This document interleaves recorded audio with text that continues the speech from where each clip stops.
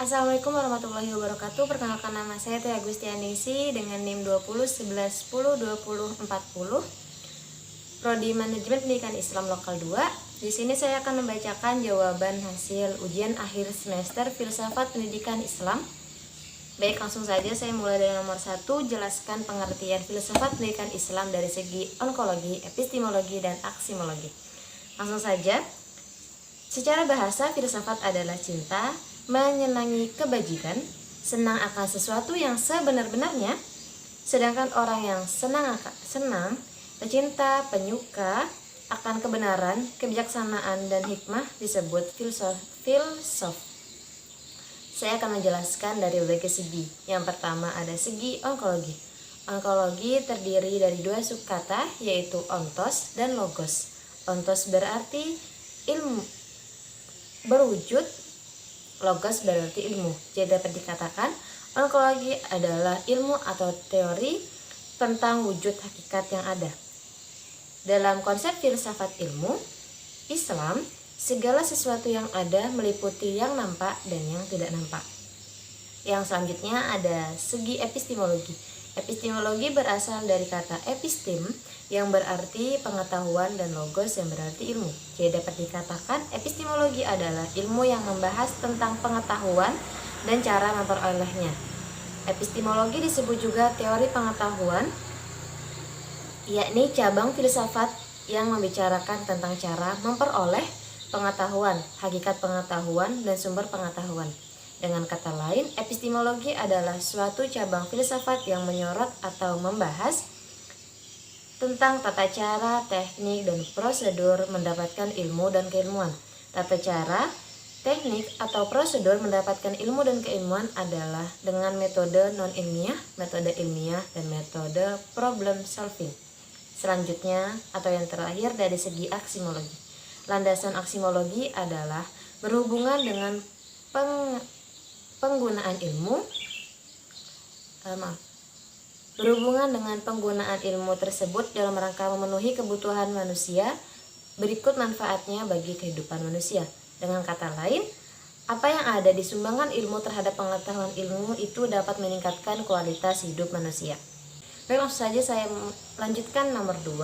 Jelaskan aliran pendidikan konservatif, rasional, religius, dan pragmatis. Yang pertama ada aliran pendidikan konservatif. Aliran ini cenderung bersifat murni keagamaan. Jadi aliran ini murni agama, belajar tentang agama, apa-apa itu dia cenderung lebih ke agama. Para ahli dalam aliran ini memandang ilmu dengan batasan yang sempit, yaitu hanya mencakup ilmu-ilmu yang dibutuhkan saat sekarang di dunia yang jelas-jelas akan membawa manfaat kelak di akhirat. Jadi ilmu ini dia membawa pengaruh baik untuk nantinya di akhir kelak. Yang kedua ada rasional religius. Rasional religius ini gak jauh beda dari aliran pemikiran tradisional. Aliran pemikiran pendidikan ini mengaku bahwa semua ilmu dan sastra yang tidak mengantarkan pemiliknya menuju kehidupan akhir dan tidak memberikan makna sebagai bekal di sana, maka ilmu demikian hanya akan menjadi bumerang bagi si pemilik tadi kelak di akhirat. Jadi ilmu ini nih kayak dapat dikatakan nggak ada manfaatnya gitu, untuk akhir kelak tuh nggak ada manfaatnya kayak gitu. Yang terakhir ini pragmatis. Aliran pragmatis yang digulirkan ilmu kadun merupakan wacana baru dalam pemikiran pendidikan Islam. Apabila kalangan konservatif mempersulit ruang lingkup seluruh dihadapkan rasionalitis Islam dan mengaitkan secara kaku dengan pemikiran atau warisan salaf. Sedangkan kalangan rasionalis dalam sistem pendidikan berpikiran idealistis sehingga memasukkan semua disiplin keilmuan yang dianggap substansi bernilai.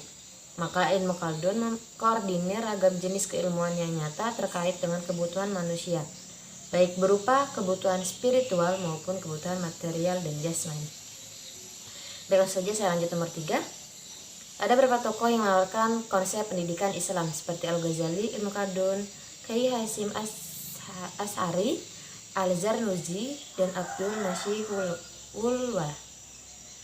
Berikan penjelasan tentang konsep pendidikan Islam menurut tokoh tersebut.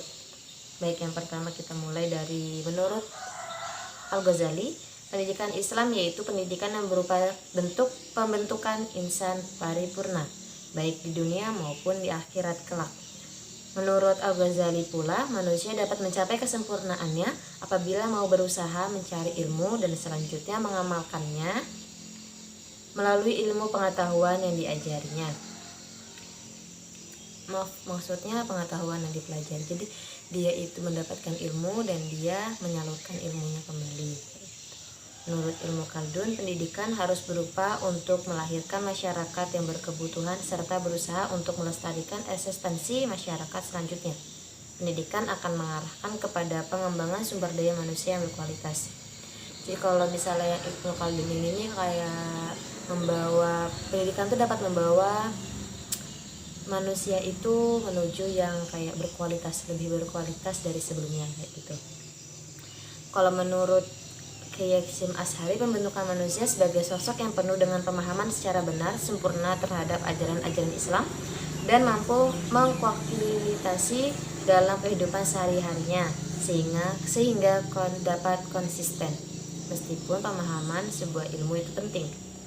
Yang selanjutnya, konsep pendidikan menurut Al-Zarnuzi adalah suatu proses jiwa untuk memahami makna sesuatu sebagai upaya pembentukan akhlak karimah guna mendekatkan diri kepada Allah dan mencapai keselamatan di dunia dan di akhirat. Kalau konsep yang ini nih dia lebih kayak supaya kita lebih dekat dengan Allah. Yang selanjutnya, yang terakhir, menurut Abdullah Nasim Mulwa berpendapat bahwa tujuan pendidikan mengacu kepada sistem pendidikan yang bersumber dari nilai-nilai Islam. Islam telah memberikan dasar-dasar konsep pendidikan dan pembinaan anak, bahkan sejak masih dalam kandungan. Jika anak sejak dini telah mendapatkan pendidikan Islam yang bersumber dari Al-Quran dan Hadis, setelah mendapatkan petunjuk dan pendidikan tersebut, insya Allah dia hanya mengenal Islam sebagai agamanya.